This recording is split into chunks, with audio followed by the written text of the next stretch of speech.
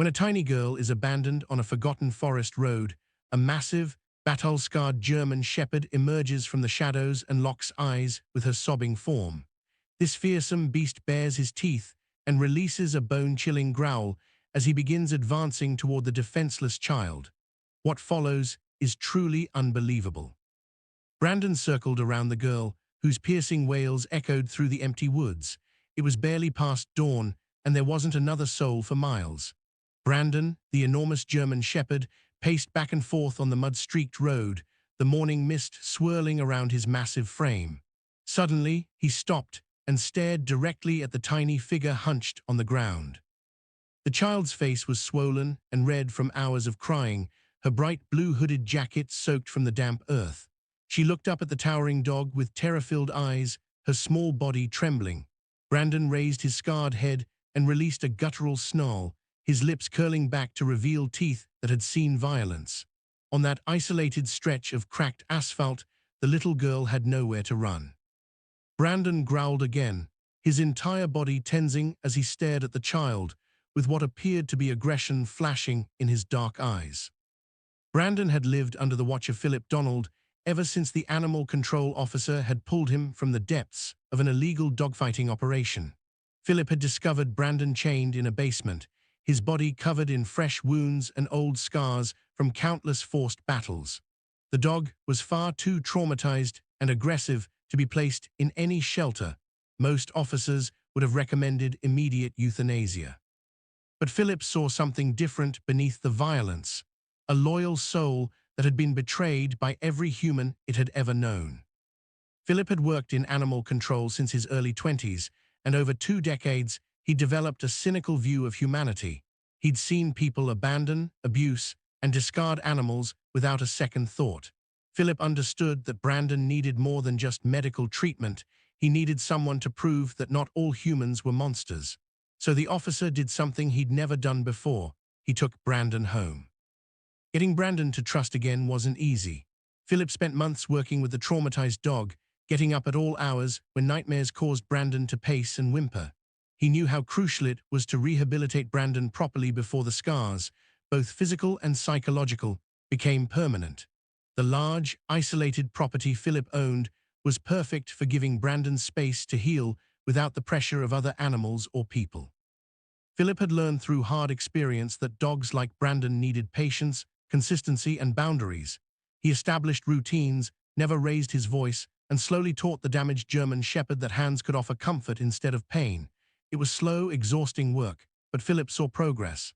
Brandon's aggressive displays decreased. His eyes lost some of their haunted wariness. The dog, who had been written off as beyond saving, began to lean into Philip's touch instead of flinching away. Thankfully, Philip's years of experience paid off. Within a year, Brandon had transformed from a reactive, dangerous animal into a devoted guardian. Philip was beyond grateful for the outcome, and over the next few years, he watched as Brandon matured into one of the most imposing but stable dogs he'd ever worked with. Brandon never forgot his past completely. The scars on his body and the wariness in his eyes remained, but he'd learned to trust again. At least, he'd learned to trust Philip. German shepherds were naturally protective, and Brandon's traumatic history had only amplified this instinct. Philip knew that Brandon's chances of trusting another human were slim, but there was still a part of him that worried about what might happen if Brandon ever encountered a vulnerable person when Philip wasn't around. The bond between them was strong, but Philip made sure to closely monitor Brandon at all times. Having rescued him from that hell, the weary officer had a personal stake in ensuring Brandon never hurt anyone, and that no one ever hurt Brandon again. But Brandon would soon do something that Philip could never have imagined. Despite his brutal start in life, Brandon seemed to find peace in his new existence. His loyalty, protective nature, and imposing size made him the perfect companion for Philip's solitary lifestyle. Philip knew there had been a few close calls over the years, moments when Brandon's past threatened to resurface, but the dog had never crossed the line.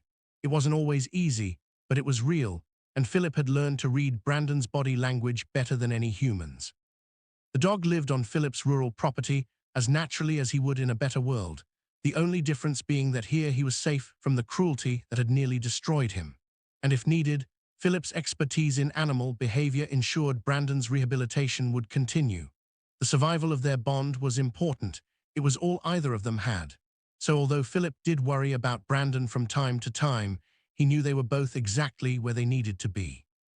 As much as Philip tried to protect Brandon from the outside world, he'd recently experienced something deeply disturbing, evidence that people were abandoning children in the remote forest roads surrounding his property. Although no child had been found yet, it was now of the utmost concern to Philip. The thought of human cruelty extending to helpless kids made even his cynical heart ache. Little did he know, it was through these same abandoned backroads that Brandon would find himself coming face to face with a crying child, and the choice he would make would change 3 lives forever. The massive German Shepherd awoke from his rest in Philip's yard. The sun was barely rising, and the property was still wrapped in the cool quiet of early morning. Brandon's ears perked up at a sound carried by the breeze, an odd, familiar noise that tugged at something deep in his memory. The dog stood and stretched, his powerful muscles rippling beneath his scarred coat, but something caused him to freeze mid-motion.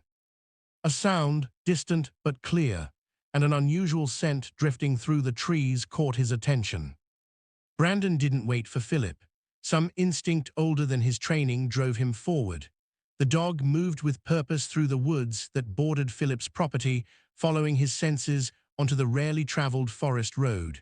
And suddenly, on that muddy stretch of forgotten asphalt, he spotted an abandoned, crying little girl. Brandon's body went rigid. He moved closer, his movements slow and deliberate. The tiny child was sitting in the middle of the road, the hood of her blue jacket pulled up over her head. She couldn't have been more than 3 years old, and her cries were desperate and raw. The dog kept his distance at first, but began to circle the little girl, never taking his eyes off her small form. The sound was piercing, cutting through the morning silence, and Brandon's behavior was changing by the second. The dog was now packing back and forth, his body language tense and conflicted. His training with Philip told him to be calm, but something primal was stirring inside him. Suddenly, he stopped. There was a new scent in the air, multiple scents, wild, hungry, dangerous. Brandon sniffed deeply, and his hackles raised along his spine. He locked eyes with the little girl, whose face was swollen and blotchy from crying. Brandon let out a terrifying snarl, his teeth fully bared in a display of raw aggression. The little girl fell silent in shock, her mouth open but no sound emerging. Fury seemed to fill Brandon's eyes, but the child, frozen in terror, suddenly noticed something. The massive dog wasn't looking at her. He was looking past her, over her shoulder, into the woods. Without warning, Brandon charged directly at the little girl and leaped over her head. Sorry for the interruption. Before we continue with the story, I kindly ask you to like this video and subscribe to this channel. It's very important for us. Thank you very much. And slammed into something behind her with a vicious snarl. A terrible yelping and snapping sound caused the little girl to spin around in terror. Pinned on the ground was a mangy, feral dog, one of several now emerging from the tree line, and Brandon was towering over it, roaring and snapping with the ferocity of his fighting days. 3 more wild dogs circled at the edge of the road, their eyes fixed on the vulnerable child. Brandon had placed himself directly between them and the girl, and he wasn't backing down. The stray pack engaged with Brandon in a brutal confrontation, but the coordinated wild animals were challenging even for the powerful German Shepherd. As Philip Donald rounded the corner in his truck, completely unaware of the unbelievable scene that was about to greet him, one of the feral dogs managed to dart past Brandon's defenses. The officer had been searching for Brandon after waking to find his companion missing, but nothing could have prepared him for this. Philip saw the pack first, 3 or 4 mangy strays circling aggressively. Then he saw Brandon, bloodied but still fighting. And then, impossibly, he saw the little girl just feet away from the chaos, frozen in terror. He had no idea how a child had ended up on this abandoned road, but he knew she was in mortal danger. Philip slammed his foot on the accelerator, launching his truck at high speed toward the scene. One of the feral dogs lunged at the girl, but Brandon intercepted it with a devastating bite, throwing the animal aside. As Philip's truck skidded to a halt, the remaining pack members scattered into the woods, leaving their injured companion to limp away. Philip loved Brandon more than anything, but if the dog had gone feral and attacked a child, it would have destroyed everything they'd built together. But what happened next almost caused Philip to drop to his knees in disbelief. The huge German shepherd, panting and bleeding from several fresh wounds, walked slowly to the sobbing little girl and lay down beside her. He positioned his massive body as a protective barrier, his eyes scanning the forest for any remaining threats. Brandon's scarred face, so often mistaken for aggression, softened as the little girl instinctively curled against his warm fur. What Philip had just witnessed wasn't an attack. Brandon had been protecting the child. He'd fought off an entire pack to save her. Philip thought back to the day he'd found Brandon in that basement, broken and alone. Had Brandon seen something in this abandoned child that resonated with his own trauma? Whatever had happened, Philip was stunned. The cynical officer who trusted dogs more than people had just witnessed an act of pure, selfless heroism. Philip knew he had to act fast.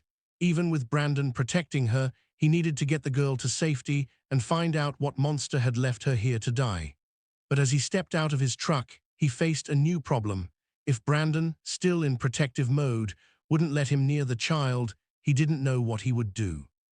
Philip cut the engine and slowly opened the truck door. Out of everyone in the world, Philip was the only person Brandon fully trusted. The officer could spend hours with the scarred dog and never feel threatened. Brandon always knew Philip's intentions, as if he still carried the memory of being rescued, a memory that made him treat Philip differently than any other human. He just hoped that bond would now work in everyone's favor as he took his first careful steps toward the girl and the guardian who refused to leave her side. Brandon watched as Philip edged closer, but the massive dog wasn't in any rush to move. He looked at Philip with an intensity that seemed to ask, "Can I trust you with her like I trust you with myself?" The warehouse district was silent at 4 in the morning, the kind of silence that made Philip Donald's skin crawl. He'd learned to distrust quiet neighborhoods. The worst things always happened in places where nobody asked questions.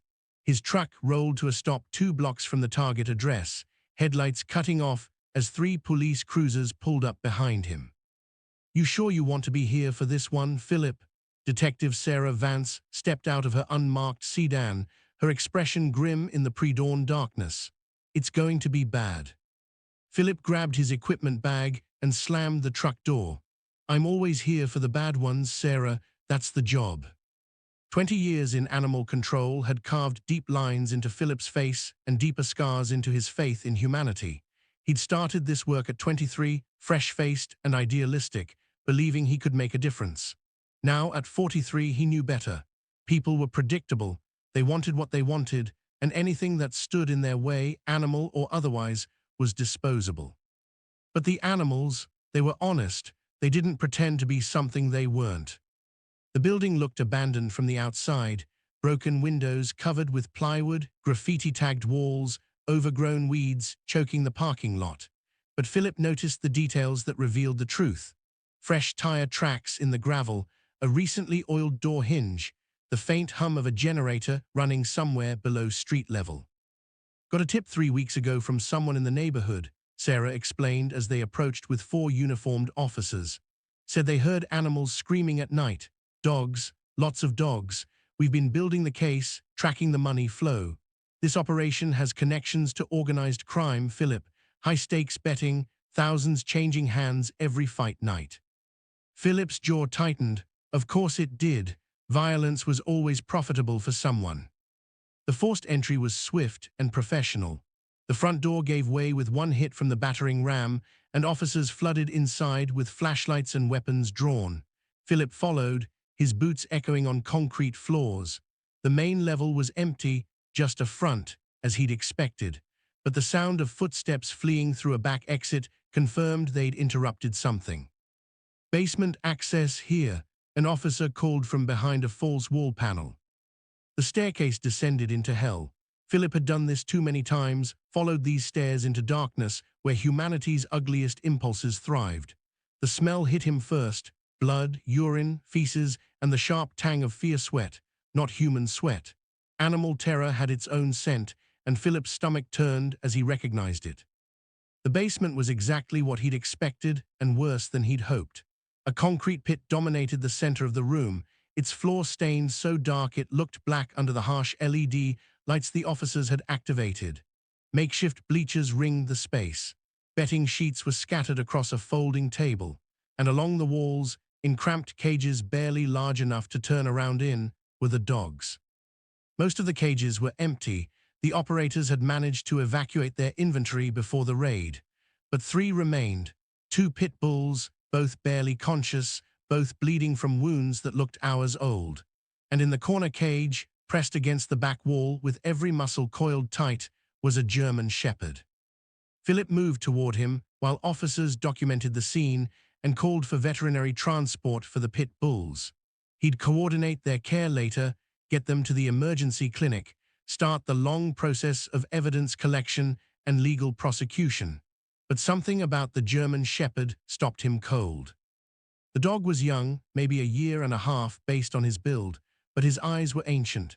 Trauma did that, aged you from the inside out. His coat was black and tan, standard coloring, but it was crisscrossed with wounds in various stages of healing. Fresh gashes along his shoulders, deep punctures on his neck, old scars that had healed into thick, ropey tissue across his flanks. One ear was torn, the edge ragged and infected. But it was the dog's eyes that held Philip's attention. Dark brown, almost black, filled with a mixture of rage and terror so potent that Philip could feel it radiating through the cage bars. This wasn't just an aggressive dog. This was a soul that had been systematically broken. "That one's got a fight name," Sarah said, checking a logbook she'd found near the pit. "Brandon, 18 months old. Record shows he's had 12 forced fights. Won 9, lost 3. They were grooming him for the championship circuit." 12 fights at 18 months old. Philip knelt slowly in front of the cage. Brandon's lips immediately curled back, revealing teeth that had been filed sharp, a common practice in fighting rings to increase damage. The growl that rumbled from his chest was low and constant, a warning that needed no translation: "Stay away or I will hurt you." "Animal control protocols recommend immediate euthanasia for confirmed fighters," Sarah continued, her voice careful. She'd worked with Philip on enough cases to know this speech usually went badly. "They're considered too dangerous for rehabilitation. Liability issue.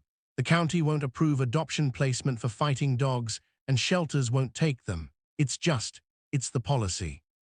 Policy. Philip had grown to hate that word. It was what people said when they wanted to stop thinking, stop trying, stop caring. "He's a baby," Philip said quietly, not taking his eyes off Brandon. The dog's growls intensified, but Philip saw through the aggression to what lay beneath.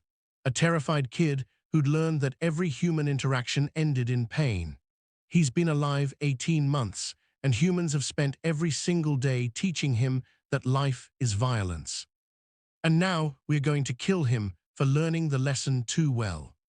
"Philip, you know I don't like it either, but..." "Look at him, Sarah, really look." The detective crouched beside Philip. Brandon's entire body was trembling now, his breathing rapid and shallow. His pupils were dilated despite the bright lights.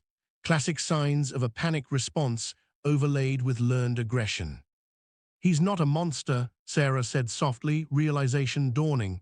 "He's just scared." "He's a victim," Philip corrected. "A victim of people who saw him as a commodity. And yes, he's dangerous because we made him that way, but that doesn't mean he can't be saved."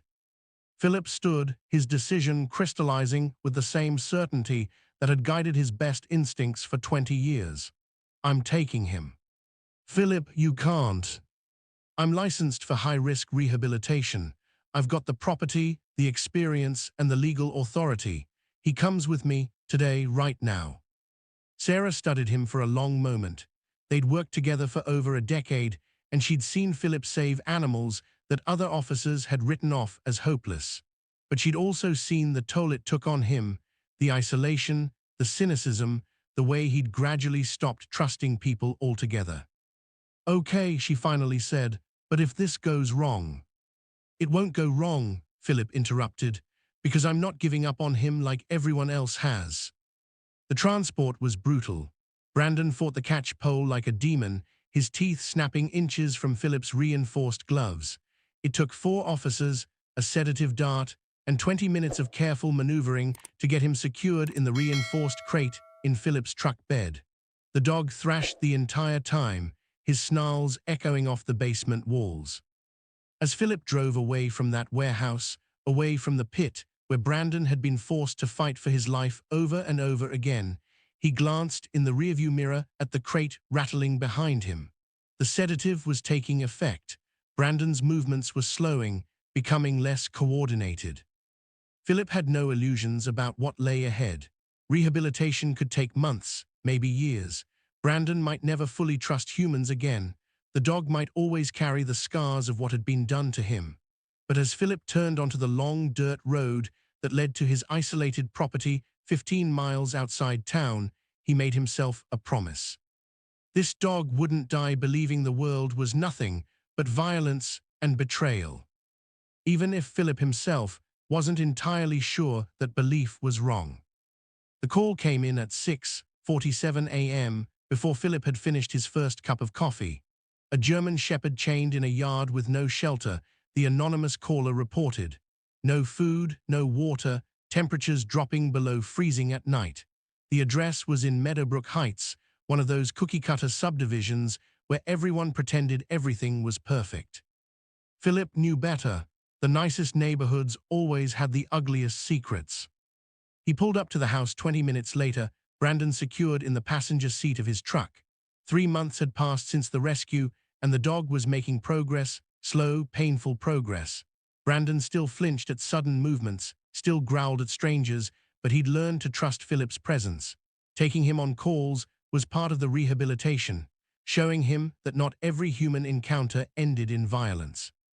The house looked pristine, manicured lawn, fresh paint, expensive cars in the driveway. And in the backyard, visible from the street, a young German shepherd mix stood shivering on a short chain, surrounded by his own waste. Philip felt the familiar anger rise in his chest, the kind that had become his constant companion over 20 years of this work. He knocked on the front door, his credentials ready, his expression carefully neutral. You learn not to show emotion. People got defensive when you showed them what you really thought of them. A woman in yoga clothes answered, coffee mug in hand, surprise flickering across her face. "Can I help you?" "Animal control. We received a report about a dog in your backyard."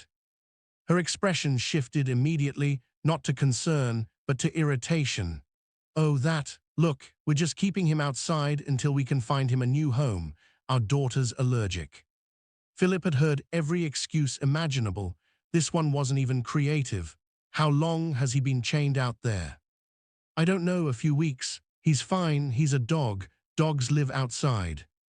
In freezing temperatures, with no shelter, no food, no water." She bristled. "We feed him, and it's not that cold." Philip didn't argue. Arguments were pointless. He'd learned that lesson years ago. Instead, he walked around to the backyard, the woman following while complaining about harassment and wasted tax dollars. The dog, maybe 8 months old, still a puppy, tried to come to Philip but was jerked back by the chain. The metal links had worn through his collar, rubbing the fur and skin raw. His ribs showed. His water bowl had frozen solid. "This is neglect," Philip said flatly. "I'm confiscating the animal." "You can't just." "I can and I am. You'll receive a citation in the mail. If you want to contest it, show up to the hearing." They never showed up to the hearings. Philip loaded the shivering puppy into a crate in the truck bed, noting every injury for his report. Brandon watched from the front seat, his dark eyes tracking the younger dog's movements. Philip wondered what Brandon was thinking, if he recognized his own suffering in another animal's pain, or if he'd learned to stop expecting anything different from the world. The second call came at 10:15 a.m. A litter of puppies dumped in a plastic bin behind a grocery store. Someone had driven up in the middle of the night, tossed them like garbage, and left. No note, no explanation, just 8 two-week-old puppies, eyes barely open, crying for a mother who was gone. Philip collected them, his hands gentle despite the rage burning in his gut. These weren't even old enough to survive without specialized care. Whoever dumped them had sentenced them to death as surely as if they'd drowned them directly. He'd take them to the emergency foster network, but at least 3 wouldn't make it through the night. The statistics were brutal and consistent. By noon, Philip had responded to 5 calls, each one the same story in different variations. People treating animals like objects, like inconveniences, like problems to be disposed of. A cat thrown from a moving car on the highway. A pit bull tied to a fence post outside the shelter after hours. A note safety pinned to his collar. Can't keep him anymore. A husky locked in a hot car in a parking lot while his owner shopped. The temperature inside the vehicle climbing past 90 degrees. I was only gone 10 minutes, the owner insisted when Philip broke the window. You didn't have to break my window. The dog was panting, disoriented, seconds from heat stroke, but the owner was worried about property damage. This was humanity. This was what Philip saw every single day. He stopped for lunch at a diner on the edge of town, Brandon waiting in the truck with the windows down and fresh water. Philip sat at the counter, picking at a sandwich he didn't taste, listening to the conversations around him. People complaining about traffic, about their jobs, about their spouses. Normal problems, normal lives. And he thought about the puppy shivering on that chain, the infant animals dumped like trash, the husky nearly killed by negligence. Did any of these people around him know? Did they care? Or were they just like the woman in the yoga clothes, convinced that their comfort mattered more than another creature's suffering? You look tired, hun, the waitress said, refilling his coffee. Her name tag read Dorothy. She'd been working this counter for as long as Philip had been coming here. Long day, he said simply. Aren't they all in your line of work? She gave him a sympathetic smile. I don't know how you do it, seeing what you see. Philip shrugged. What was he supposed to say? That he'd stopped being surprised by human cruelty years ago, that he'd learned to expect the worst, because the worst was usually what he found. The afternoon brought 3 more calls. A hoarding situation, 47 cats in a 2-bedroom apartment, most sick, many dead. The woman who owned them crying about how much she loved them, how she was trying to help, while Philip waded through feces and disease to collect the survivors. A Rottweiler beaten so badly by his owner that his jaw was broken, his eye swollen shut. The owner claimed the dog attacked him first, but the injuries told a different story: repeated blows, sustained abuse, systematic violence. And finally, at 6:30 p.m., a call that should have been routine, a loose dog running through traffic on the interstate. Philip arrived to find a young beagle, terrified and confused, dodging between cars. No collar. No chip, no identification. Someone had dumped him miles from anywhere, and now he was running blind, trying to find his way home to people who clearly didn't want him back. It took 40 minutes and help from 2 state troopers to safely capture the beagle. The dog collapsed in Philip's arms, exhausted and trembling, his paws bloody from running on hot asphalt. People are garbage, one of the troopers muttered as they loaded the beagle into Philip's truck. Philip didn't disagree. He drove home as the sun set, Brandon beside him, the beagle sedated and safe in the back. His property appeared on the horizon, 15 acres of isolation, surrounded by forest, miles from the nearest neighbor. This was his sanctuary, the only place where he didn't have to pretend that humanity was worth saving. Brandon jumped out as soon as Philip opened the door, stretching in the fading light. The dog had gained weight, his coat had grown glossy, and the fear in his eyes had diminished, not disappeared, but diminished. Here, away from people and their endless capacity for cruelty, Brandon was learning what peace felt like. Philip understood that feeling. Out here, with just the animals he'd rescued and the quiet of the woods, he could almost forget what the world was really like. Almost convince himself that not everyone was rotten to the core. But then morning would come, and the phone would ring, and he'd drive back into that world to clean up after people who saw living creatures as disposable. 20 years of this had taught Philip one undeniable truth: dogs were better than people. Dogs were loyal, honest, and incapable of the calculated cruelty that humans displayed every single day. Dogs didn't abandon their young. They didn't torture for entertainment. They didn't lie about why they were chaining a puppy in the cold. As Philip unloaded the beagle and settled him in the recovery kennel, Brandon followed, watching with that intelligent, understanding gaze. The scarred German shepherd seemed to recognize his own story in every animal Philip brought home. Philip had saved Brandon from humans, and in doing so, Brandon had saved Philip from believing there was anything left in this world worth caring about. Except maybe other animals who needed someone to give a damn when no one else would. The forest road was quiet at dawn, the kind of quiet that made Philip feel almost human again. 6 months had passed since he'd pulled Brandon from that basement, and the transformation was remarkable. The scarred German shepherd walked beside Philip's truck with confidence now, his massive frame relaxed, his ears alert but not flattened in constant fear. They developed a routine, early morning patrols of the remote roads that bordered Philip's property, checking for dumped animals, monitoring the forest, existing in a world where it was just them and the wilderness. Philip had the window down, one arm resting on the door, his eyes scanning the tree line out of habit. These back roads saw little traffic, maybe 3 or 4 vehicles a day, mostly hunters or hikers heading to the state forest access points. It was perfect territory for people who wanted to dispose of inconvenient problems where nobody would see. Brandon trotted alongside the slow-moving truck, his nose working the morning air. Philip had learned to read the dog's body language like a second language. The set of his ears told him when Brandon was relaxed. The tension in his shoulders indicated when something had caught his attention. The rhythm of his breathing revealed his emotional state. Right now, Brandon was content, almost peaceful. The road curved through a thick stand of pines, their needles creating a carpet of rust-colored softness along the shoulders. Morning mist clung to the low spots, giving the whole scene an ethereal quality that Philip might have appreciated if he were a different kind of man. But beauty didn't erase the ugliness he knew existed just beneath the surface of everything. Brandon stopped suddenly, his head lifting, nostrils flaring. Philip hit the brake, the truck rolling to a halt. "What is it, boy?" The dog's entire posture had changed. His body went rigid, every muscle taut with attention. His ears swiveled forward, zeroing in on something Philip couldn't detect. Brandon's nose worked the air in rapid bursts, processing scents carried on the gentle breeze that filtered through the trees. Philip killed the engine and stepped out, his boots crunching on gravel. "Brandon." The German shepherd took 3 steps forward, then stopped again. A low whine escaped his throat, not fear exactly, but something close to distress.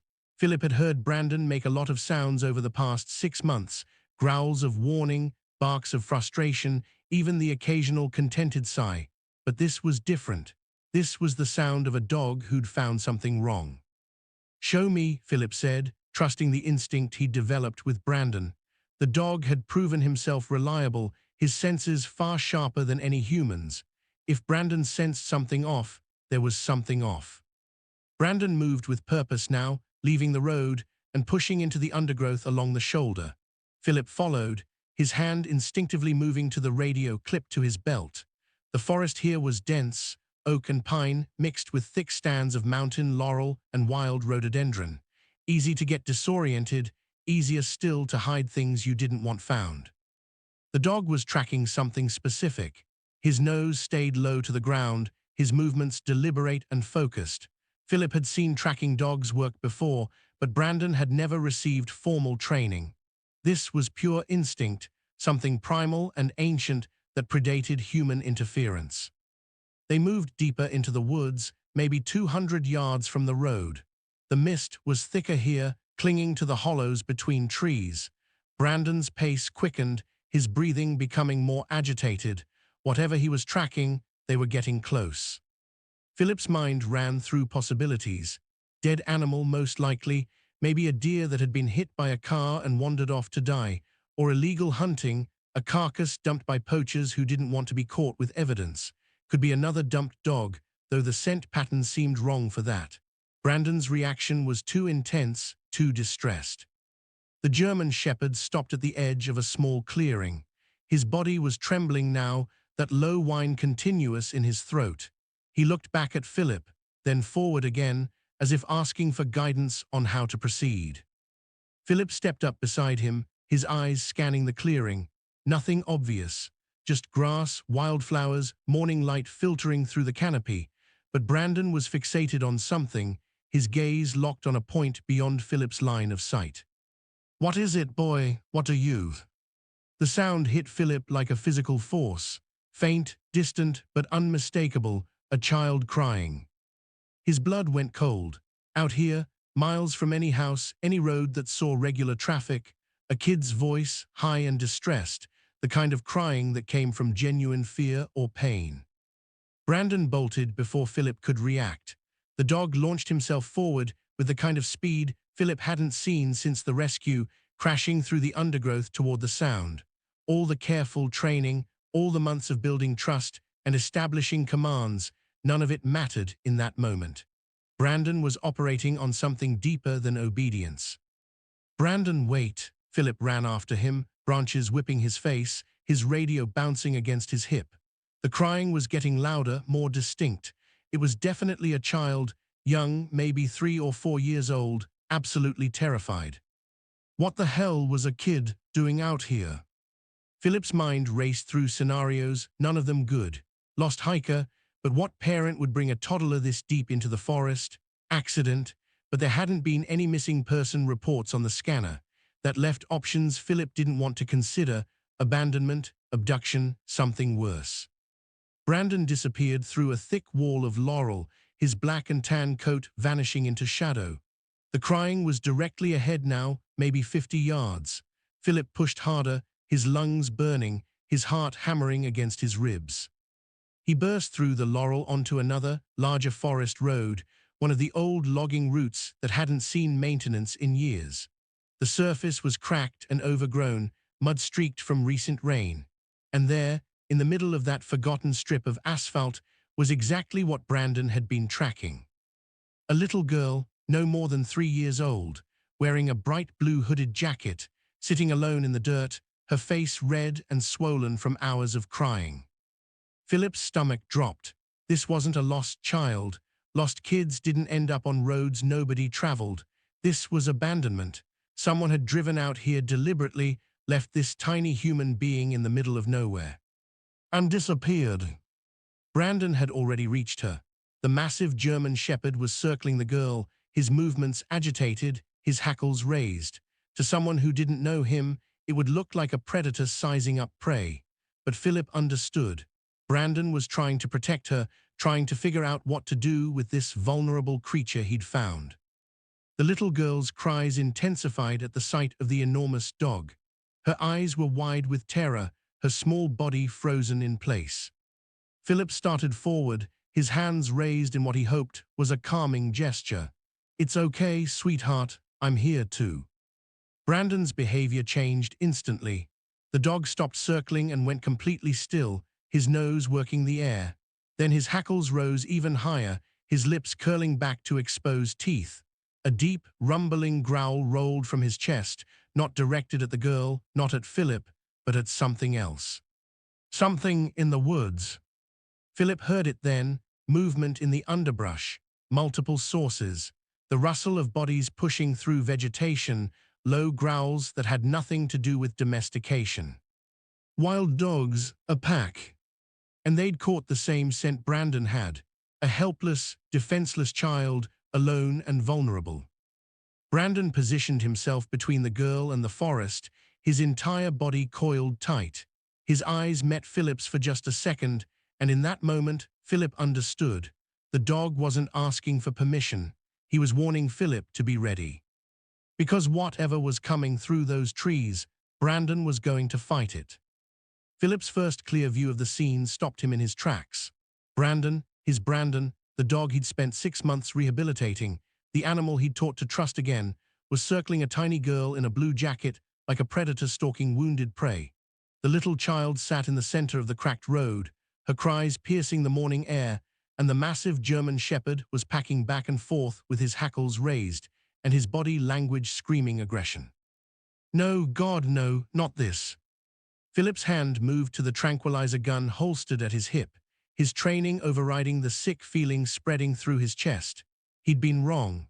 All those months of believing Brandon could be saved, that rehabilitation was possible, that the dog's violent past could be overcome, he'd been catastrophically wrong. Brandon's lips curled back, exposing teeth that had once been filed for fighting. The growl that rumbled from his chest was the same sound Philip had heard in that basement 6 months ago, pure, focused violence.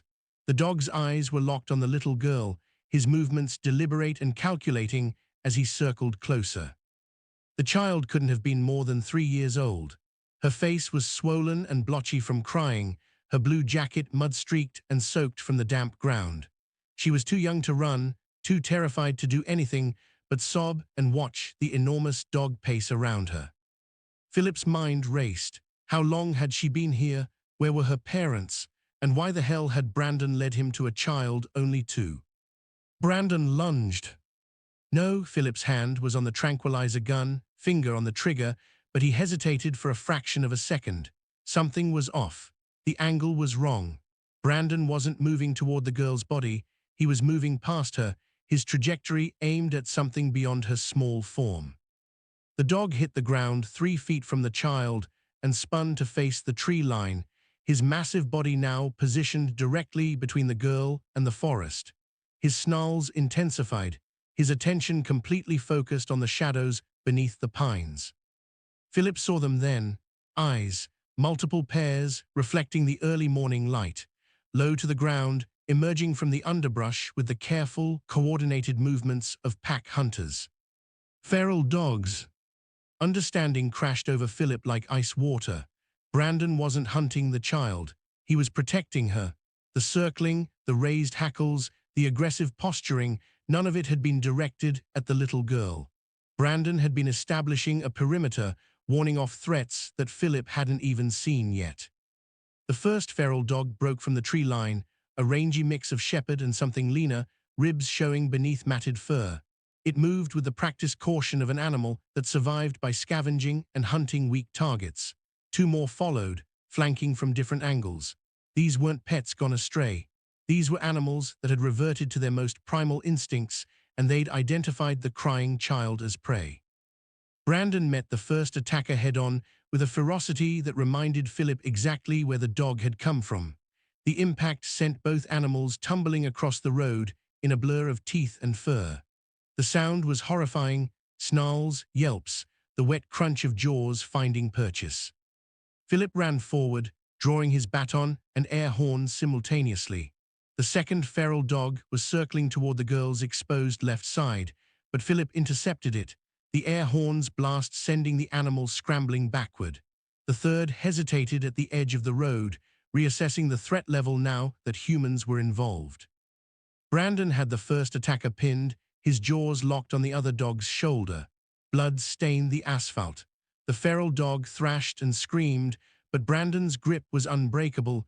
Years of forced fighting had taught him exactly how to disable an opponent. He wasn't trying to kill, he was neutralizing the threat with brutal efficiency. The little girl's cries had transformed into shocked silence. She sat frozen, her tear-filled eyes impossibly wide as chaos erupted around her. "Get back," Philip shouted at the remaining feral dogs, advancing with the baton raised. The second dog retreated another few steps, but it wasn't fleeing. It was waiting for an opening, watching for any moment when the girl might be left vulnerable. Brandon released his opponent with a final warning snarl. The injured feral dog limped into the underbrush, whimpering, but the victory was temporary. Philip could see movement in the shadows. Maury dogs, at least 3 or 4, circling at a distance and evaluating whether the meal was worth the fight.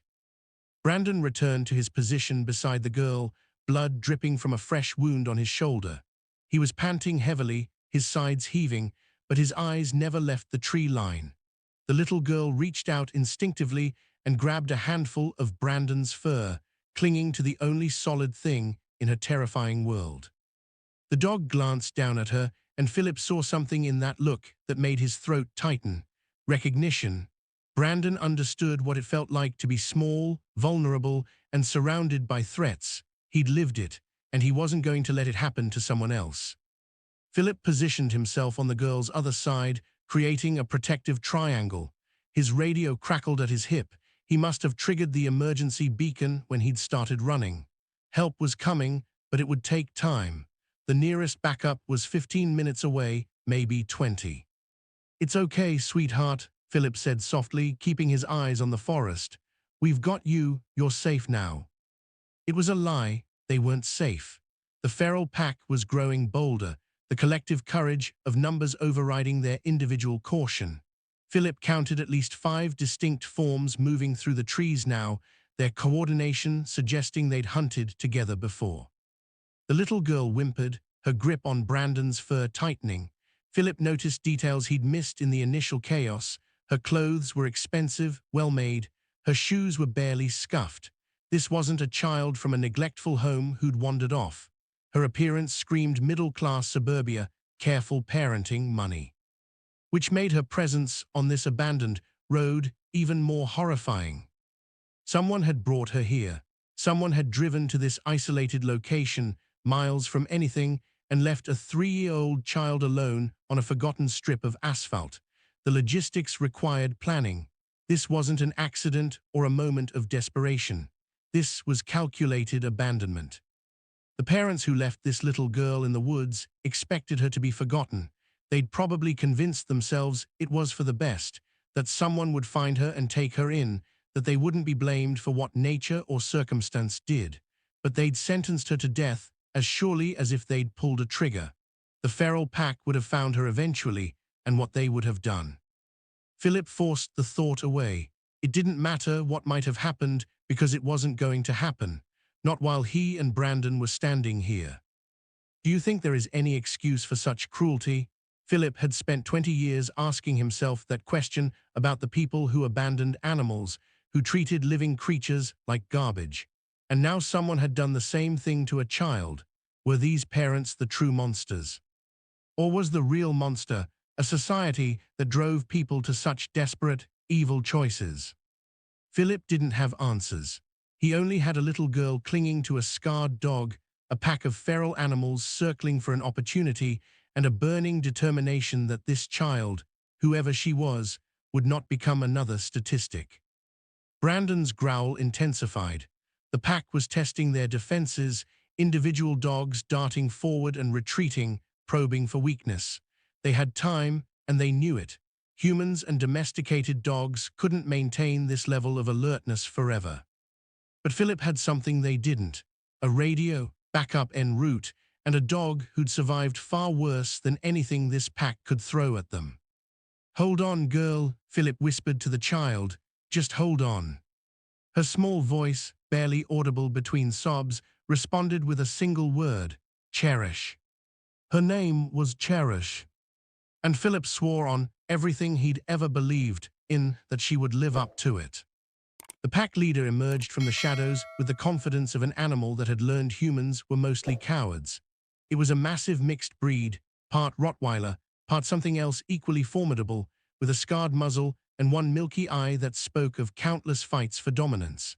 Its ribs showed through patchy fur, and its teeth were stained yellow with neglect, but none of that diminished the threat it represented. Philip had seen feral packs before. They formed in rural areas where people dumped unwanted animals, where strays bred unchecked, where the desperate and abandoned learned to survive by any means necessary. This pack had clearly been operating in these woods for months, maybe years. The coordination in their movements, the way they communicated with subtle body language and low vocalizations, this wasn't random. This was organized hunting. And they'd found the perfect prey, a small, defenseless child who couldn't fight back and couldn't run. Brandon's entire body was coiled tight, his weight balanced on all 4 paws, ready to explode into motion. Blood from his shoulder wound matted his fur, but he showed no sign of pain or weakness. The fighting ring had taught him to ignore injuries, to push through damage until the threat was eliminated. It was a brutal lesson, but right now it might be the only thing keeping Cherish alive. The pack leader circled to the right, its good eye fixed on the little girl. Two more dogs, lean, hungry-looking animals with the desperate edge of starvation, flanked left. Philip could see at least four others hanging back in the tree line, waiting for their turn or looking for an opening. The mathematics was simple and terrifying, 7 against 2, with a helpless child in the middle. Cherish had stopped crying, her small body pressed against Brandon's side, her fingers still tangled in his fur. She was young enough that she didn't fully understand the danger, but her animal instincts recognized predators when she saw them. She'd gone completely still, that primal freeze response that sometimes saved prey animals from being noticed. But the pack had already noticed. They'd probably been tracking her scent for the last hour, watching her cry alone on the road, waiting for the right moment to move in. Brandon's arrival had complicated their plans, but hunger was a powerful motivator. They weren't backing down. The pack leader tested Brandon's defenses with a sudden lunge forward. Brandon met it with a vicious snap of his jaws, not breaking position, but making it clear he'd fight for every inch. The leader retreated 2 steps, reassessing. It had expected an easy meal, not a trained fighter willing to die protecting it. Philip kept his position on Cherish's other side, the baton ready, the air horn in his other hand. He'd already used the horn twice, and its effectiveness was diminishing. Feral animals learned fast. They were understanding that the noise was just noise, that it didn't actually hurt them. His radio continued to crackle with updates. Backup was coming, but they were still 10 minutes out. 10 minutes might as well be an hour.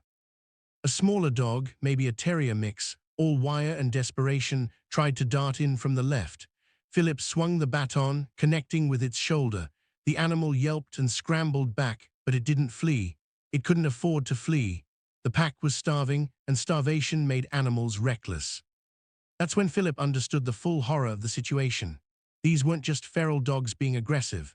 These were abandoned animals who'd been dumped in these woods by humans who didn't want them anymore, forced to form packs and hunt to survive.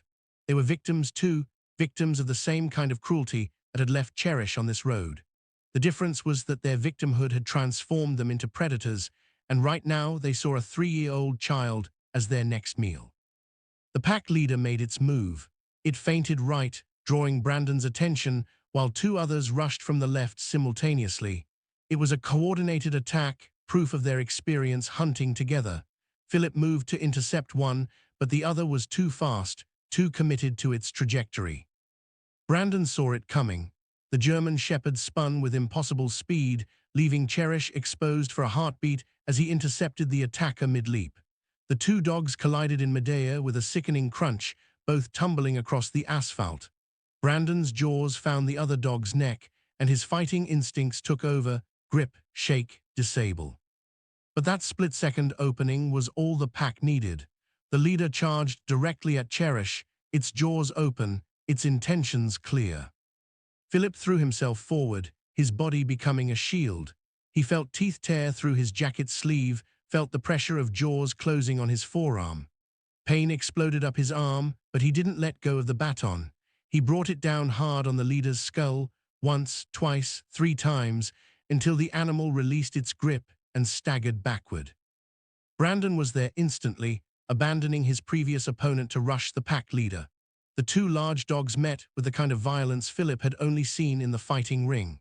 Brandon fought with a ferocity that was terrifying and beautiful, every move calculated, every strike designed for maximum damage. This was what he'd been bred and tortured to do, and he was doing it to protect a little girl he'd just met. The pack leader was bigger, but Brandon was better. Years of forced combat had given him skills that natural aggression couldn't match. Within seconds, the leader was on its back, Brandon's jaws locked on its throat, the fight effectively over. The rest of the pack hesitated. Their leader was beaten, and the human and the dog had proven far more dangerous than they'd anticipated. But hunger warred with self-preservation in their desperate eyes. Cherish started crying again, the sound cutting through the tension like a knife. She was still sitting in the same spot, her blue jacket torn, her face streaked with tears and dirt. She reached toward Brandon, her small voice breaking, "Doggy." Brandon held the pack leader for another 5 seconds, then released it with a final warning snarl. The defeated animal scrambled away, limping badly. The message was clear: This meal wasn't worth dying for. One by one, the pack members retreated into the forest. They didn't go far. Philip could still see their shadows moving through the trees, but they backed off. For now, they'd wait, watch, and if another opportunity presented itself, they'd try again. That's what desperate creatures did. Philip's arm was bleeding, his jacket shredded. Brandon had fresh wounds on his shoulder and flank, blood matting his fur in several places, but they were still standing, and Cherish was still alive. Brandon returned to the little girl's side, his movement slower now, exhaustion and pain finally catching up with him. Cherish immediately wrapped her small arms around his neck, burying her face in his fur. The massive dog, who 6 months ago had been too traumatized to let anyone touch him, stood perfectly still and let the little girl hold him. Philip sank to his knees beside them, his injured arm cradled against his chest. The radio finally delivered good news.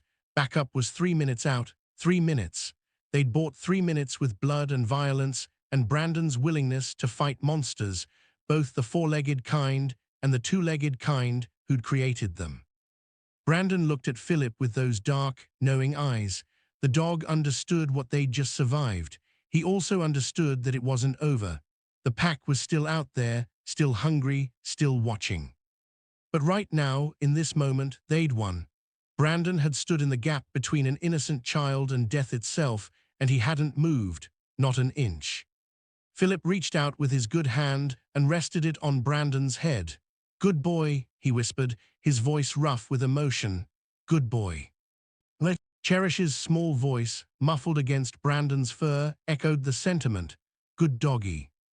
And somewhere in the forest, the pack waited and watched and hungered. The sound of Philip's truck engine roaring to life echoed through the forest like a war cry. He'd sprinted back to where he'd left it, his injured arm screaming in protest, his lungs burning. The vehicle was his arsenal: tranquilizer gun, capture poles, pepper spray, everything he needed to handle dangerous animal situations. And this situation had just escalated from dangerous to lethal.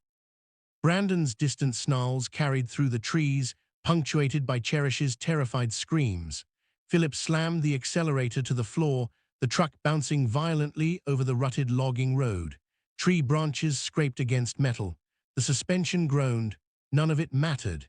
He had to get back before the pack overwhelmed Brandon's defenses.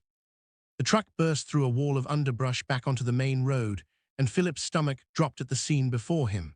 The feral pack had regrouped and multiplied, at least 8 dogs now, maybe more emerging from the woods. They'd formed a loose circle around Brandon and Cherish, testing defenses from multiple angles simultaneously. Brandon stood over the little girl like a monument to defiance, his body bloodied but unbowed, his teeth bared in continuous warning. But even from 50 yards away, Philip could see the exhaustion in Brandon's movements. The dog was slowing down, his reactions a fraction of a second behind where they needed to be.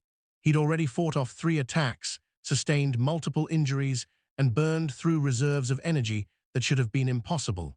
He was running on pure protective instinct now, but instinct wouldn't be enough against numbers like this. The pack sensed it too. They were growing bolder, their lunges coming faster, their retreat distances shrinking. They could smell blood, Brandon's blood, and it was driving them into a feeding frenzy. The pack leader, despite its earlier beating, had returned with reinforcements, and this time it wasn't planning to retreat. Philip saw the truth with perfect clarity. Brandon had never been hunting Cherish. From the moment the dog had caught her scent, he'd understood she was vulnerable and alone. He'd circled her not as a predator, but as a guardian establishing a perimeter. Every aggressive display had been directed at real threats emerging from the forest. Brandon had been standing in the gap between innocence and violence, buying time for help that might never come. Except help was here, Philip was here, and he was done watching. He aimed the truck directly at the pack's formation and hit the horn, not the air horn this time, but the vehicle's full-throated blare. The effect was immediate and chaotic. Dogs scattered in multiple directions, their carefully coordinated attack dissolving into confusion. Philip didn't let up on the horn, didn't slow the truck's approach. He drove straight into the pack's loose circle, forcing them to choose between standing their ground and being run over. They chose survival, breaking formation, and retreating toward the tree line. but Philip knew they wouldn't go far. He skidded to a halt between Brandon and the largest concentration of pack members, creating a steel barrier between the feral dogs and their prey. Brandon seized the opportunity. The German shepherd grabbed Cherish's jacket in his teeth, gently, carefully, the same mouth that had torn into attackers, now handling the little girl like she was made of glass, and dragged her toward Philip's truck. The child didn't resist, her small hands clutching at Brandon's fur as he pulled her across the asphalt. Philip jumped out, tranquilizer gun in his good hand, commercial-grade pepper spray clipped to his belt. The pack leader was already rallying its members, regrouping for another assault. These weren't normal feral dogs anymore. They'd crossed the line from scavenging to actively hunting, and they'd committed to this kill. Backing down now meant returning to starvation. "Get her in the truck," Philip shouted to Brandon, though he had no idea if the dog would understand the complex command. But Brandon did understand. He'd spent 6 months learning to read Philip's voice, his body language, his intentions. The dog hauled Cherish to the passenger door, which Philip had left open. The pack charged. Philip fired the tranquilizer gun at the lead attacker, a rangy shepherd mix that was mid-leap toward Brandon's exposed flank. The dart caught it in the shoulder, and while the sedative wouldn't work instantly, the impact and pain sent it tumbling off course. Philip dropped the gun and drew the pepper spray, unleashing a wide arc toward the 3 dogs coming from his left. The chemical weapon was devastating at close range. 2 of the dogs yelped and retreated immediately, pouring at their eyes and snouts. The third hesitated just long enough for Philip to grab a capture pole from the truck bed and swing it like a club. He didn't want to hurt these animals. They were victims too, abandoned and forced to survive by any means necessary, but Cherish's life took precedence over everything else. Brandon managed to boost Cherish high enough that she could scramble into the truck's cab, her small body disappearing into the relative safety of the vehicle. The dog immediately spun back to face the pack, positioning himself at Philip's side. Both man and dog were bleeding, exhausted, operating on adrenaline and desperation. But they were also winning. The pack leader made one final attempt, rushing directly at Philip with its jaws aimed at his throat. Brandon intercepted with the speed of a missile, his own jaws closing on the larger dog's front leg. The crack of bone was audible even over the chaos. The leader screamed and collapsed, its leg useless, its dominance shattered. That broke the pack's resolve. The alpha was down, the easy meal had become a costly battle, and the human had weapons they didn't understand. One by one, they melted back into the forest, dragging their wounded with them. The leader limped away last, casting one final glance at the truck before disappearing into shadow. Silence descended on the road like a weight. Philip stood there, chest heaving, his injured arm throbbing, the pepper spray canister still clutched in his white-knuckled grip. Brandon sagged against Philip's leg, his strength finally giving out. Blood dripped from at least 5 separate wounds, mixing with the mud and dirt on the road. From inside the truck, Cherish's crying had transformed into hiccuping sobs. She was alive, traumatized certainly, but alive, because a scarred dog with every reason to distrust the world had chosen to protect her instead. Philip sank to his knees beside Brandon, his good hand moving to check the dog's injuries. Nothing looked immediately fatal, but Brandon needed a veterinarian immediately. They both did. Philip's arm was still bleeding through his shredded jacket sleeve. "You did it," Philip whispered, his voice breaking. "You crazy, beautiful, brave dog, you did it." Brandon's tail managed one weak thump against the ground. Philip looked back toward the forest where the pack had disappeared. He understood them in a way most people wouldn't. They'd been abandoned, betrayed, forced to become monsters by the same kind of cruelty that had left Cherish on this road. The difference was that Brandon had found someone willing to see past the monster to the victim beneath. Maybe that's what separated survival from salvation, someone who refused to give up on you. Philip gathered Brandon in his arms, all 80 pounds of exhausted, bleeding dog, and carefully loaded him into the truck beside Cherish. The little girl immediately wrapped her arms around Brandon's neck, and the dog let her, his dark eyes already beginning to close. As Philip climbed into the driver's seat and started the engine, he allowed himself one moment of the emotion he usually kept buried. Gratitude. Gratitude that he'd been there. Gratitude that Brandon had been stronger than his past. Gratitude that sometimes, just sometimes, the monsters didn't win. He grabbed the radio. "This is Officer Donald. I need emergency veterinary and medical response at my location, and Child Protective Services. I've got a situation you're not going to believe." The truck pulled away from that blood-stained road, carrying two wounded warriors and one tiny girl whose name meant something precious. Cherish was going to live. 3 hours after the attack, Philip returned to the forest road alone. Brandon was at the emergency veterinary clinic receiving stitches and antibiotics. Cherish was at County General being examined by pediatric specialists while Child Protective Services began their investigation. Philip's own arm had been cleaned, sutured, and wrapped in professional bandages that were already soaking through with blood. The doctor had told him to rest. Philip had nodded and left immediately. He needed to know how Cherish had ended up on that road. The logistics didn't make sense for a random abandonment. That stretch of logging road saw maybe one vehicle per week, sometimes none. You didn't accidentally end up there. You chose it deliberately, which meant someone had planned this. The crime scene tape was already up. His backup had arrived 20 minutes after the pack retreated, and they'd documented everything with the grim efficiency of people who'd seen too much. Bloodstains marked where Brandon had fought, tire tracks from Philip's truck carved through the mud, and in the center of it all, a small depression in the dirt showed where Cherish had been sitting, waiting to die. Philip walked the perimeter slowly, his eyes scanning for evidence. Footprints, adult-sized, two different sets. A man and a woman, based on the shoe sizes and tread patterns. They'd parked approximately 30 feet from where Cherish had been found, walked her to the center of the road, and left. No hesitation in the footprints, no signs of struggle.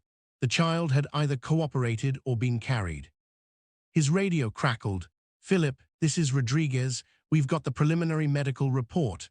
The girl is physically healthy, no signs of abuse, no malnutrition, all vaccinations up to date. Whoever she belonged to was taking care of her, until they weren't."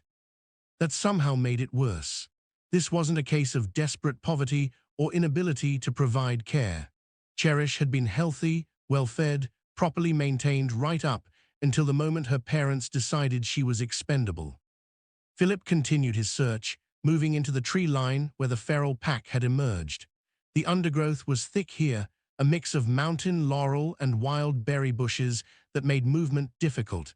He was looking for something specific, a detail he'd noticed during his patrols over the past year. There, mounted on an oak tree about 8 feet off the ground, partially concealed by branches, a trail camera. These devices were common in these woods. Hunters used them to track deer movements, wildlife researchers monitored animal populations, and occasionally property owners installed them to catch illegal dumpers. Philip had logged the locations of every camera he'd found during his patrols, part of his obsessive need to know his territory completely. He retrieved the camera carefully, his injured arm protesting as he reached overhead. The device was a newer model, motion-activated with night vision capability. The SD card slot showed it was recording. Philip's hands trembled slightly as he ejected the card and loaded it into the portable viewer he'd brought from his truck. The timestamp showed footage from yesterday evening, just after sunset. Philip scrolled through empty frames, trees, shadows, a deer passing through at 7:43 p.m. Then, at 8:17 p.m., headlights appeared. A silver SUV rolled into frame, its make and model clearly visible. License plate partially obscured by mud, but the first 3 characters were legible. The vehicle stopped approximately where Philip had found the tire tracks. The driver's door opened. A man stepped out, mid-30s, athletic build, wearing expensive outdoor gear that looked like it had never seen actual outdoor use. His face was clearly visible in the camera's night vision. No mask, no attempt to conceal his identity. Why would he bother? He'd chosen a location where he expected no witnesses. The passenger door opened. A woman emerged, similar age, her clothing equally expensive. She wore sunglasses despite the fading light, but Philip could see the tension in her body language, the way she held herself rigid and separate from the situation. The rear door opened. The man reached in and pulled Cherish out. The little girl was crying. Philip could see it in her body language, the way her small hands reached back toward the SUV, toward whatever familiar things remained inside. The man set her down in the middle of the road. He didn't kneel to her level, didn't offer comfort. He simply placed her there like a piece of furniture being discarded. The woman handed something to the man, a small bag, possibly containing diapers or supplies, some vestige of parental responsibility or guilty conscience. The man set it beside Cherish and stepped back. Then they had a conversation. Philip couldn't hear the words, but he could read the body language. The woman gestured toward Cherish. The man shook his head. The woman's shoulders sagged. Neither of them moved to pick up the crying child. The conversation lasted 47 seconds. Philip watched every single one tick by on the timestamp. Finally, the man turned and walked back to the driver's side. The woman followed, slower, looking back once before climbing into the passenger seat. Cherish tried to follow, her small legs carrying her a few steps before she stumbled and fell. Neither parent got back out. The SUV's reverse lights illuminated. The vehicle backed up, turned, and drove away.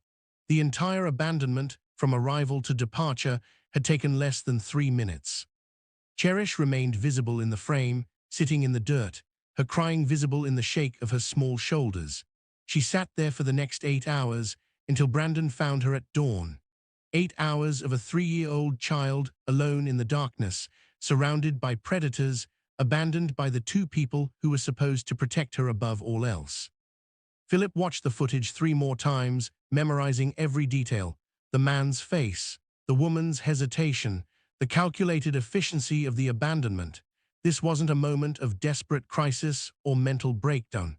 This was a decision made, planned, and executed with cold precision. His radio crackled again. "Philip, CPS is asking for any information you have on the parents. We've got nothing, no missing person report, no Amber Alert, nothing. It's like this kid doesn't exist." Philip stared at the frozen image on the viewer, the SUV driving away, Cherish alone in the frame. "I've got them. Send me coordinates for upload. I've got video evidence of the abandonment." The silence on the other end lasted 3 seconds. "Jesus Christ, you're telling me you've got footage of parents dumping their kid?"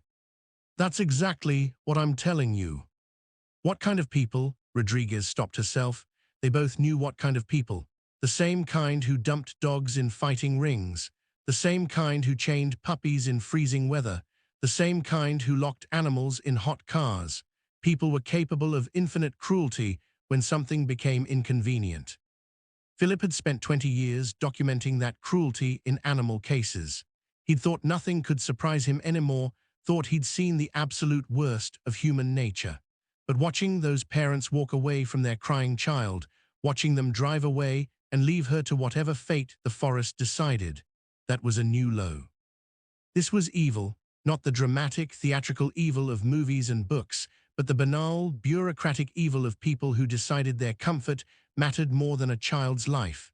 They'd probably told themselves stories to justify it: financial pressure, inability to cope, she'd be better off somewhere else, someone else would find her, it wasn't really their fault.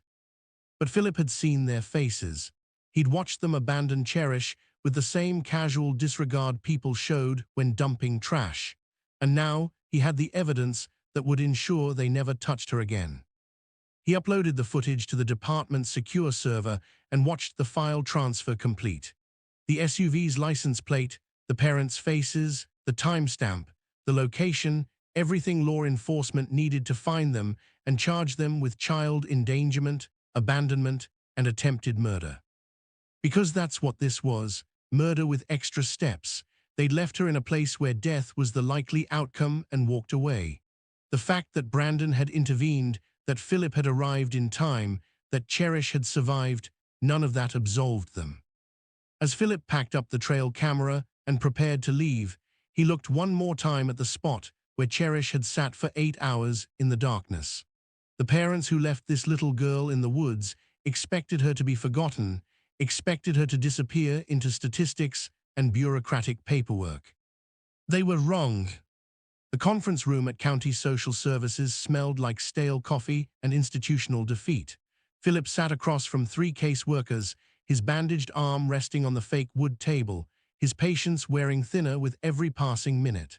Brandon was still at the veterinary clinic, stable but sedated. Cherish was 2 floors up in pediatric care, probably terrified, definitely alone. And these people were discussing her future, like she was a logistics problem to be solved. "Mr. Donald, we appreciate your intervention in this case," the lead case worker said. Her name was Diane Rothwell, and she had the exhausted look of someone who'd been fighting a losing battle for too long. "But now, we need to follow protocol. Cherish will be placed in emergency foster care while we locate suitable long-term placement." Philip leaned forward. "What does emergency foster care mean, specifically?" Diane exchanged glances with her colleagues. "Given the circumstances, no identified family, no records in our system, ongoing criminal investigation, she'll go to Riverside Group Home until—" Riverside, Philip's voice went flat. He knew Riverside. Every officer in the county knew Riverside. It was where the system sent kids when there was nowhere else to put them. "That facility has 43 children and 6 staff members.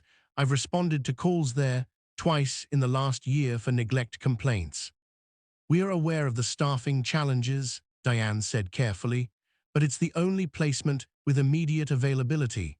The alternative is keeping her in the hospital, which isn't appropriate for a healthy child." Philip stared at her. She was abandoned in the woods and attacked by feral dogs less than 12 hours ago. "You think she's ready for a facility where she'll be one of 40 kids competing for attention from overworked staff who barely have time to learn their names?" One of the other case workers, younger, less weathered, spoke up. "What would you suggest, Mr. Donald? We're working with limited resources. Foster homes are full, specialized care facilities have waiting lists months long. We do the best we can with what we have." "Your best is putting a traumatized 3-year-old in a warehouse?" Philip's voice rose despite his attempt to stay calm. "She needs stability, individual attention, someone who gives a damn about her as a person, not a case number." Diane's expression hardened. "We all care, Mr. Donald, but caring doesn't create resources that don't exist. The foster system is overwhelmed. We have 300 children in this county alone who need placement. Cherish is one of them. We can't give her special treatment just because her story is more dramatic than the others. The system is ready to treat Cherish like a case number instead of a child." Philip had seen this pattern his entire career, not with kids, but with animals. Shelters that were too full, staff that were too overworked, resources stretched so thin that every new intake became just another statistic. The individuals got lost in the bureaucracy, their specific needs buried under protocols and procedures, and the relentless math of too many victims and not enough help. "If you believe every child deserves a loving home and not just a bed in a warehouse," Philip thought bitterly, "then you've never dealt with a system that's been starved of funding and political will for decades." "What about private foster placement?" Philip asked. "Individual homes, not facilities." "We have 8 approved foster families in the county," Diane said, "all currently at capacity. The waiting list for placement is 6 to 8 weeks minimum. Cherish needs somewhere now." Philip felt the familiar cynicism settling over him like a weight. This was the same story he encountered with animal control. Not enough resources, too many victims, burnout so severe that even good people stopped being able to see individuals. They saw numbers, case files, problems to be processed, not because they were cruel, but because the alternative was psychological collapse. But knowing why the system was broken didn't make it any less broken. "She has a connection with my dog," Philip said, grasping for anything that might change their minds. "Brandon saved her life. They've bonded. Separating them now would be another trauma on top of everything else." Diane's expression softened slightly. "We understand that, and we'll make note of it in her file. But Mr. Donald, you're not an approved foster parent. You can't just take home a child because your dog likes her." Why not? The question came out harsher than Philip intended. I've got the space, the resources, the time. I've passed background checks for animal control work. I've spent 20 years proving I can be trusted with vulnerable lives. Animal control and child welfare are different systems with different requirements, the younger case worker said. Foster parent approval requires training, home studies, background checks that go deeper than employment screening. It's a months-long process. We can't expedite it just because. Just because a little girl was left to die and my dog saved her, Philip finished. Just because she's already lost everyone she's ever known, and now you want to stick her in an overcrowded facility where she'll be forgotten? That's not different from what her parents did. You're just abandoning her more slowly. The room went silent. Diane's jaw tightened, but Philip saw something else in her eyes, recognition. She knew he was right, and she hated it. Mr. Donald, she said quietly, I've been doing this job for 16 years. I've placed over 2,000 children. I care about every single one of them, and it destroys me every time we don't have better options. But I don't make policy, I don't control funding. I work within the system we have, not the system we wish we had. And right now, Riverside is the option we have for Cherish. Then change the system. With what? Diane's composure cracked slightly. You want to know how much funding our department lost last year? 18%. You know how many caseworkers we've lost to burnout? 42% turnover rate. We are drowning, Mr. Donald. Every single day we're drowning, and kids like Cherish pay the price. Philip stood, his chair scraping against the floor. When does she go to Riverside? Tomorrow morning. We'll do the transfer after her final medical evaluation. I want to see her first. Diane nodded. That's fine, but Mr. Donald, please don't make promises you can't keep. She's already been abandoned once. Philip walked out of that conference room with his hands clenched into fists. The hallways of county social services were decorated with cheerful posters about family and hope and brighter futures. Empty words on walls, meaningless platitudes that did nothing to change the reality that Cherish would wake up tomorrow in a facility that couldn't possibly give her what she needed. The elevator ride to the pediatric floor took 43 seconds. Philip used every one of them to make a decision.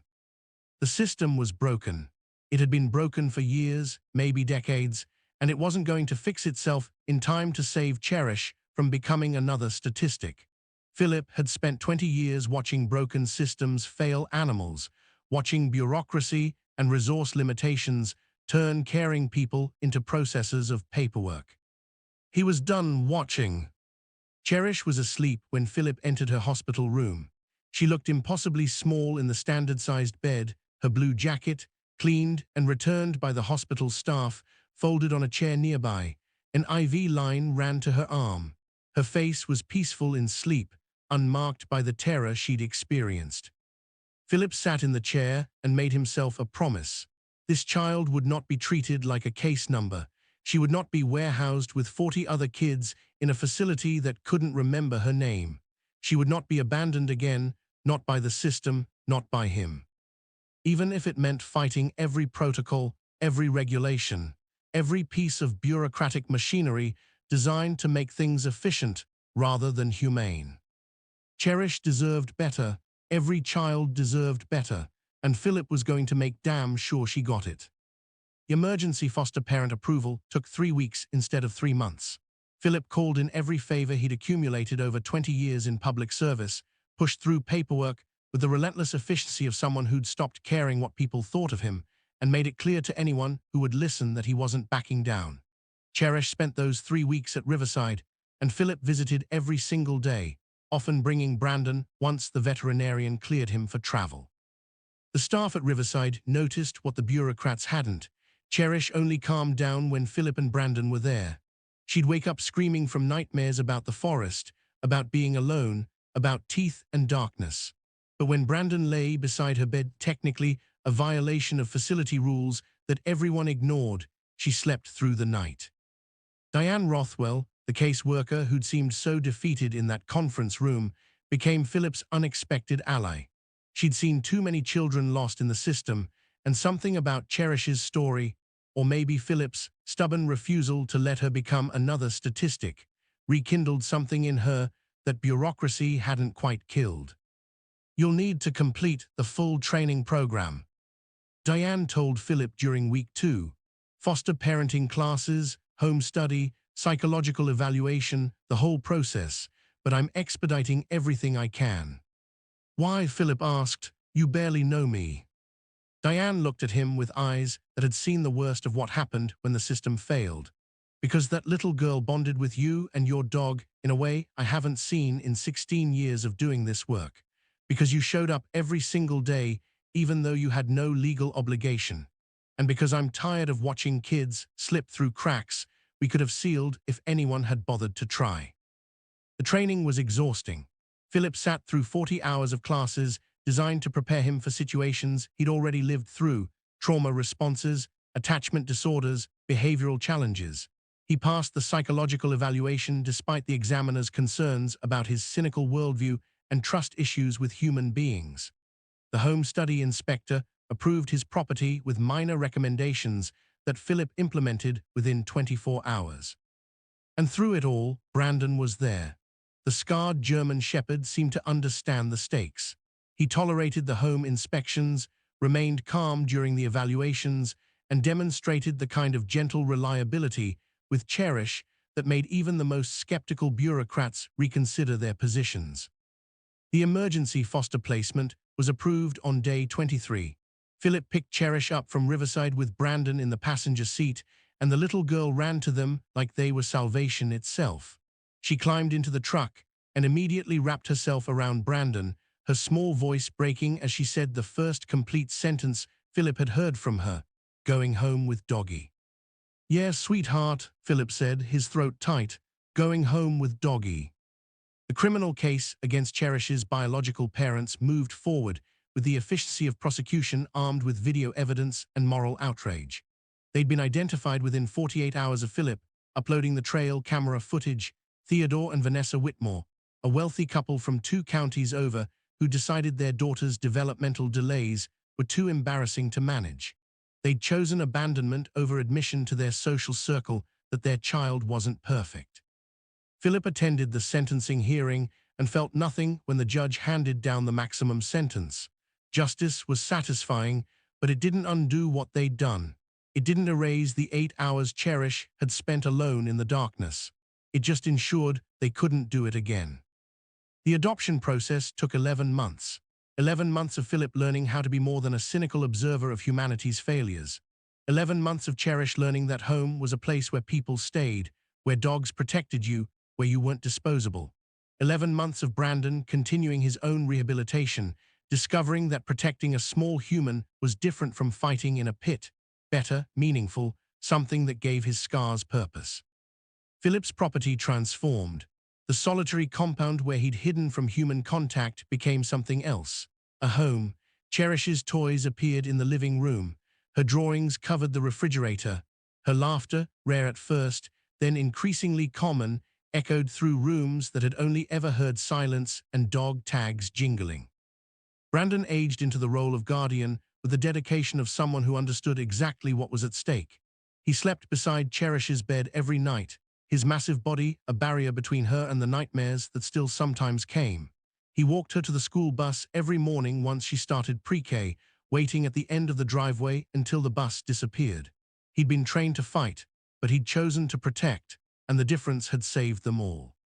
Philip learned things about himself he'd thought were dead: the capacity to care about a human child, the willingness to let someone depend on him completely, the ability to read bedtime stories and make breakfast and braid hair with his scarred, work-roughened hands. He was still cynical about humanity in general. His daily work ensured that, but he'd found an exception in his own home. The adoption was finalized on a Tuesday in February, exactly 1 year and 3 days after Brandon had caught Cherish's scent on the wind. Judge Patricia Carmichael signed the papers, made it official, and looked at Philip with the kind of respect usually reserved for people who'd done something genuinely heroic. "Mr. Donald, do you understand that this adoption is permanent? That Cherish is legally your daughter in every way that matters?" "Yes, Your Honor." and you're prepared for the challenges that come with raising a child who's experienced significant trauma. Philip glanced at Cherish, who was sitting between him and Brandon in the courtroom. The little girl had her hand buried in Brandon's fur, her blue jacket, the same one from that day, now too small but kept anyway, folded in her lap like a talisman. Your Honor, I've spent 20 years dealing with broken things everyone else gave up on. I think I can handle one more. The judge smiled. Then congratulations, you're officially a father.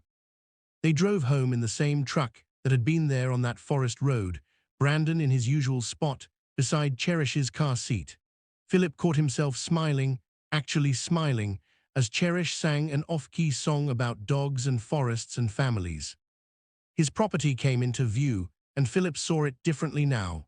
Not a hiding place from humanity's cruelty, but a refuge built despite it. A place where three beings who'd been abandoned, abused, and left to die had found each other and decided that was enough. That evening, as the sun set over the tree line, Philip sat on the porch and watched Cherish play in the yard with Brandon. The dog was patient beyond measure, letting her climb on him, pull his ears, use him as a pillow. The little girl who'd sat alone on that road crying was laughing now, secure in the knowledge that her family wouldn't leave. Brandon looked back at Philip, and in those dark eyes was an understanding that transcended species. They'd both been saved by being given a second chance, and now they were giving one to Cherish. Philip had spent 20 years believing that people were inherently selfish, that humanity was fundamentally broken, that trust was a liability. He still believed most of that, but he'd learned something else. Sometimes the broken pieces found each other and built something stronger than what they'd lost. The dog who was once homeless had a home, the girl who was abandoned had a father, and the man who'd stopped believing in second chances had become one. They were a pack now, not the kind formed by desperation and survival, but the kind forged by choice and loyalty, and the stubborn refusal to let cruelty have the final word. As darkness settled over the forest and the three of them went inside, Philip locked the door and felt something he hadn't experienced in 20 years. Hope that tomorrow might be better than today. Not for everyone, not for the world, but for them. And right now, that was enough.